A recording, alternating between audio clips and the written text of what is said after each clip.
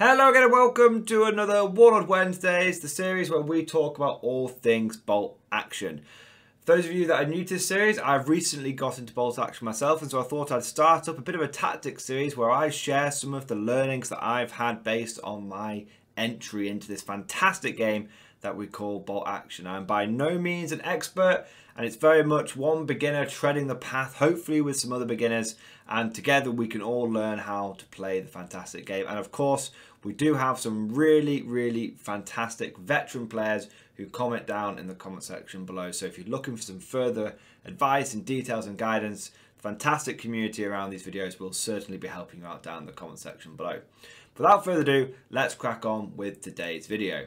So what we're going to be talking about today, guys, is Volksgrenadiers. I have recently discovered this unit, and I have to say I have been extremely impressed with their performance. I was actually put onto these units by a friend of mine who got into Germans about the same time as I did, and he's like, once you go Volks, you don't go back. Like, they're just that good.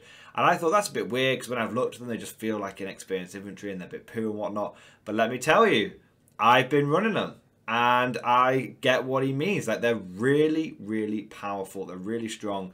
They're not broken in any way, shape or form. They're not reliable in many ways as well. But let me tell you, they are a cheap, effective unit that really, when I say they're super powerful, they always seem to punch above their weight. And that's, I suppose, why they're so endearing to me as a unit, because anything that seems to punch above its weight and do well is, you know, sort of triggers that inner guard commander in me and makes me really like them. So that's what we're going to be talking about today. Now, for those of you that have no idea what Volksgrenadiers are, you know, what the heck are they even about? Basically, near the end of World War II, the Germans were obviously getting a little bit low on manpower. So what they did is they needed to get people out to the front line quickly, so they couldn't necessarily give them all the training and stuff that they would have ideally wanted to give them. So what they did is they would put together units of pretty new, maybe some were a bit young, maybe some were a bit old, but pretty new, inexperienced of soldiers who'd maybe just been conscripted up, and then they would have them led by a more veteran NCO. Now, some of these units performed really well, and some of them performed pretty poorly. And the reason for that is sometimes that, you know, there were young lads who were motivated, who wanted to crack on and do their bit for their country, all that kind of thing, and they were led by a really experienced NCO who maybe had done quite well and had been, and maybe been injured, and rather than sent back to his own unit, he was getting to get promotion and lead a squad kind of thing, and he knew what he was doing.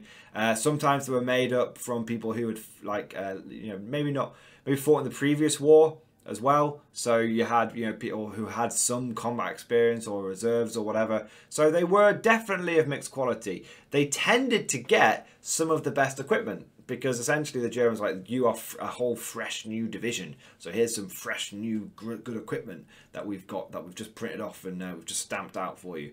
So they're a really interesting kind of unit. They're not as grim dark as some things like, you know, the Volksgrenadiers, who just got slaughtered and really had no place being in combat, many of them. Or like the Hitler Youth were, you know, also kind of grim. They're a really interesting unit that you can sort of field in your regular Wehrmacht armies. And they definitely give you some extra tools in the toolbox, and you guys know that's what I'm all about. So that's a little bit of historical background on them. Highly recommend you go and look at the sort of the Wikipedia article for them, or go and read some books on them. Really cool sort of, or really interesting, I should say, sort of unit and formation that the Germans put together towards the end of the war. Featured heavily in the Battle of the Bulge, I believe. Correct me if I'm wrong there, you history buffs in this channel. Now, in terms of gameplay, what the heck do these guys do? So, they are green infantry. Now, for those of you that don't know what green does, basically, you're inexperienced, so you're dying on a 3+, but the first time you take a casualty, you roll a dice. And on a 5 or a 6, you go from being inexperienced to being regular. And there's loads and loads of examples of green infantry units in bolt action. You've got Kriegsmarine, you've got Luftwaffe field divisions. You know, you can look at things like green grenadiers in sort of the some of the campaign books and stuff. There's loads, and there's other factions which get green as well. Like the Russians can get like inexperienced guys who are actually green, so that they get a chance to what's called uprate, where they uprate from experienced to regular. And there's a huge difference if you manage to get that 5 or a 6 off when you take that first casualty. It's a huge difference because, you know, you're increasing your survivability by like 16%. Your guys don't have that -1 to hit anymore for being inexperienced. So it makes a big difference if you can get that off. Now here's what's really interesting. Volksgrenadiers have a special rule called mixed quality, where when you take that first casualty, you roll a dice, and on a 5 or a 6, you go up to regular. But then, if you manage to do it, if you get the 5 or a 6, you get to roll another dice. And if you roll another 5 or 6, then your guys uprate to veteran, which is absolutely insane. Because going from inexperienced to veteran, it's like you have saved like 5, 6 points per man. And all you had to do was roll a dice a couple of times. Now, statistically, when you work it out, I think it's like a 10 or 11% chance, between 10 and 11% chance that it's going to happen. But still, when it happens, it is game changing. And if it doesn't happen, you've only paid 1 point more per man. So it's not exactly breaking the bank, because normally green infantry is 7 points, but Volksgrenadiers you're paying 8 points per dude. So I personally think it is well worth pay if you're in the market for some inexperienced infantry. It is well worth paying the extra point per dude to have that chance. Like 1 in 10 games, you know, it's going to go off. You know, more than that. So at the end of the day, it's a dice game. It could happen every single game. If you're the kind of person that's lucky, you could just roll 5 or 6s on, you know, whenever you need to. You should be using whole armies of these guys. But my point is that they're really, really, you know, it's really just such a benefit to have for just 1 point. So that's the first thing about them. And that, honestly, first game I ever used them. And hell, I'll say this, maybe this coloured my impression of them in a good way. First game I ever used my first squad of Volksgrenadiers, they were rated to veteran, and they hands down won me the game. Hands down. That's just the difference between it. And then in the second game I ever used them, they went up to regular. Third game I used them, my opponent was so worried about the uprating, he didn't shoot them. So they basically got to run around free reign, and they managed to beat the crap out of a squad of British paratroopers. So they're really, you know, they're really good, and they've got a little bit of a reputation in our gaming group now, because, you know, when I was, when I was running the event, the Bolt Action Shindig, and we're talking more about that in, you know, next week. Today's going to be a bit more. This week's going to be more of an Adepticon week, but you know, next week we'll talk a bit more about the Shindig.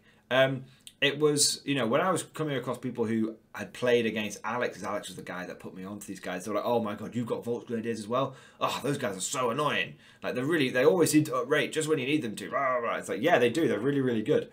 So they've got a little bit of reputation in our gaming group, and it is a well-deserved one. So like I said, that mixed quality rule, when it goes off, oh my god, it's game changer. It's game winning.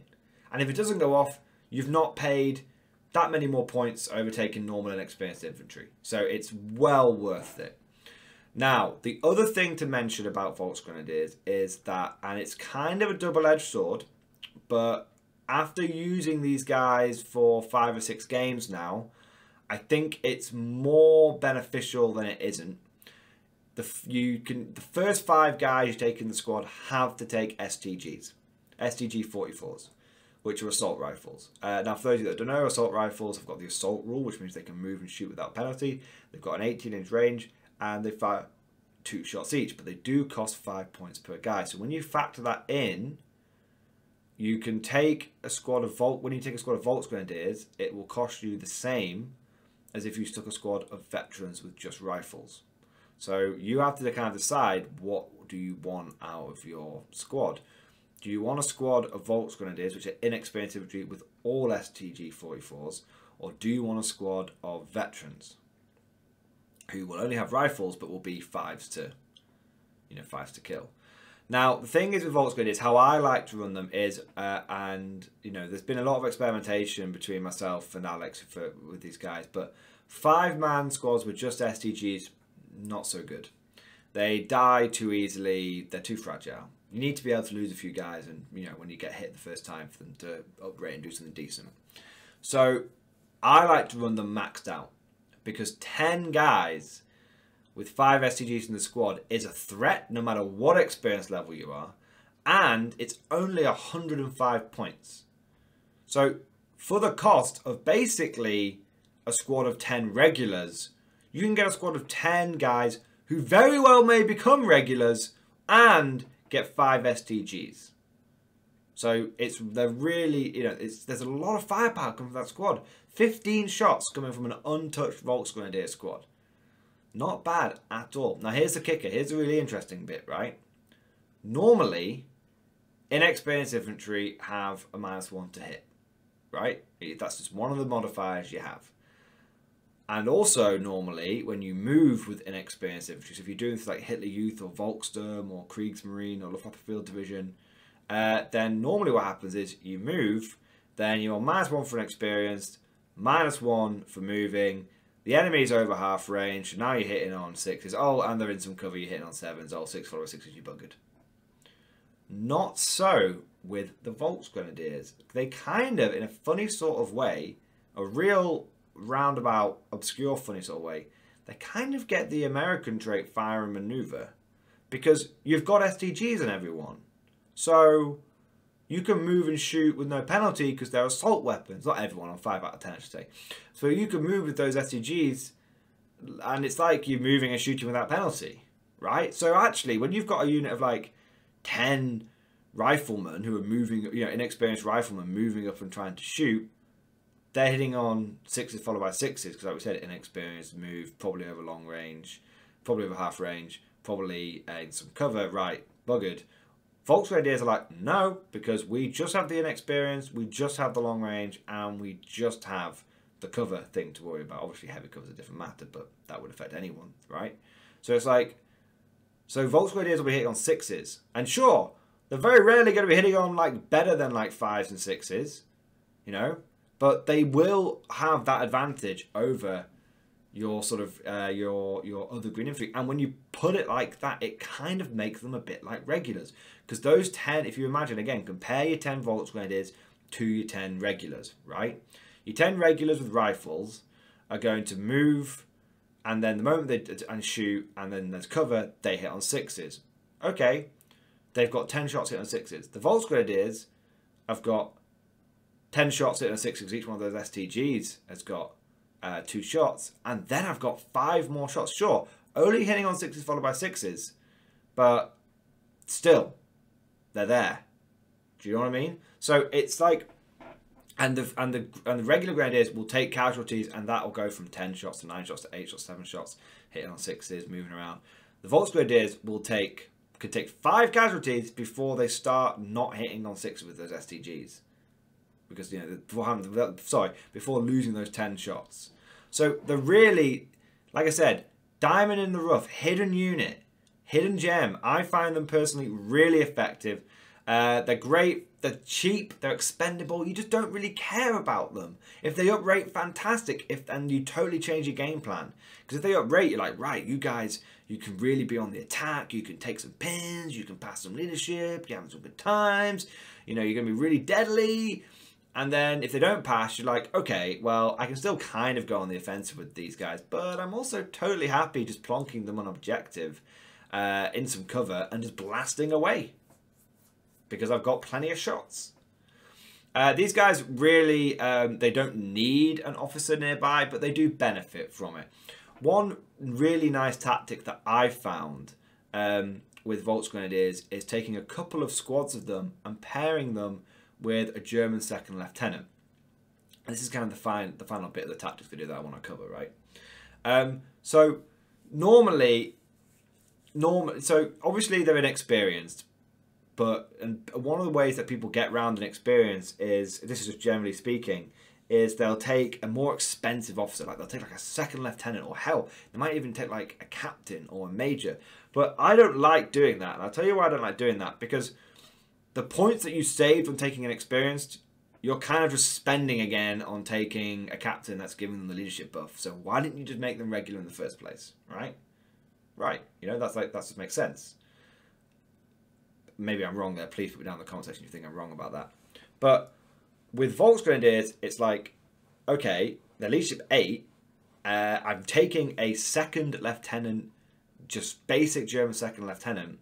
So now, if they're nearby, there's that second lieutenant, they get +1 leadership. Okay, so suddenly they're like regulars again. Leadership 9, thanks to that officer. It's pretty good. I was taking that officer anyway. It's not a tax. It's not an increase in anything. I had to take at least second lieutenant. I've done that, and he's actually doing something for me. He's making these Volksgrenadiers again pseudo-regular. We've talked about how like those STGs make them pseudo-regular. We've talked about how those officers can make them pseudo-regular. That's fantastic. And the best bit is a German second lieutenant gets to do an additional snap 2 action. So one of the problems with like normal second lieutenants, they're like for like other armies that aren't German, is it kind of feels a bit pointless doing the snap 2 because you get 1 extra unit. It's like, well, why wouldn't I just go with that unit? Why would I bother snap 2ing the officer and the other unit? Sometimes it's helpful, but it's pretty situational. Which is why for things like my Japanese, I always take a first lieutenant because I can snap 2 units, I can banzai with 2 units, and it makes a big, big difference. But Germans have a special rule, and one of their faction rules, which allows them their officers to do an additional snap 2. They don't get the additional leadership buff. He still only gives out +1 leadership. But it means he can do snap 2 on 2 units with just a basic lieutenant. Well, you know what that pairs really well with? 2 squads of Volksgrenadiers. Makes a huge difference. And it's like, there's all these little buffs that you put together that makes you basically get kind of free STGs on a squad of pseudo-regulars. Sure, they're going to die, you know, pretty easily. But in terms of their firepower and stuff like that, they're like pseudo-regulars. And that's why I think they're really, really good. You're getting, you know, you're paying the points for inexperience, but you're kind of getting regular out of it, and you're getting assault and tough fighter and firepower and all these things, and bodies, pure just bodies. You know, at the end of the day, taking 2 squads of Volksgrenadiers and just a second lieutenant, even on his own, only sets you back 260 points. And that is a solid, solid core. A solid core to start your German army off on. I'm not saying these guys are the be-all and end-all. Certainly don't spam them. Anything bolt action related, if you spam it, it's going to give you a bad time. What I found is really effective is taking 2 squads of these and an officer, and then the rest of my army is definitely at a minimum regular. In many ways, I often take veterans because it's like I really want some units that have got some staying power. That's the list I ran. I ran 2 squads of Volks, 2 squads of Regs, and a squad of veterans, and it worked really, really nicely. The Regs stayed back, held objectives, fired off with their LMGs. The Volks and the veterans pushed up, combination of bodies and toughness and firepower, and they really were able to be effective, really, really effective units. In fact, in my last game, a unit of Volksgrenadiers beat the crap out of a unit of Siberian veterans. Just smashed them. One unit just shot the crap out of them. Siberian veterans did something, and then the second unit of Volksgrenadiers went in and just smashed them. Like, it was really, really effective. So I really like these guys. Highly recommend that you guys check them out. Hey, you may play them, they never upgrade ever again. Hey, that might be the case. But you know what? I highly recommend them. I know another player who plays German who highly recommend them. I think they're really good. And one final thing to mention. I was meant to mention this earlier. They're a really good way for regular Wehrmacht to be able to spam STGs. I'm not 100% aficionado with the German book, but what I've found is that the regular Wehrmacht kind of struggles a little bit with spamming assault rifle stuff. I think you can take 3 in a squad of regular German grenadiers. Can't take any in regular Heer infantry. And you can take loads in veteran squads, but then you're paying for veteran, like, so it gets expensive. The units that I've found that can spam STGs tend to be on the Waffen-SS side. And me personally, I'm not really interested in spamming Waffen-SS. I kind of want to stick to the regular Wehrmacht. I know they were both pretty bad, but at least one is slightly less bad than the other. You know, you don't. Yeah. Anyway, so if you're not interested in taking things like Volksturm, Kriegsmarine, or anything like that, or you're not interested in taking Waffen-SS, you want some inexperienced infantry that can bring, and you want STG spam in your life, Volksgrenadiers are kind of the way to go. Now, I've not tried spamming them entirely. 5 squads of them with a senior officer could be pretty insane, but I haven't tried that yet. That would cost you 525 points, and then you've got your officer, so you're probably looking at like 600 points to take 50 Volksgrenadiers and a first lieutenant just to give them some leadership buff. It could work.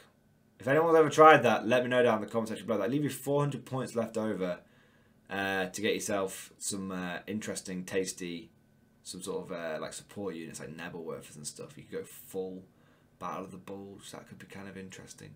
Anyway, guys, video's gone on way longer than I meant it to. Hope you've enjoyed it. Thank you for watching, and of course, I'll see you guys next time.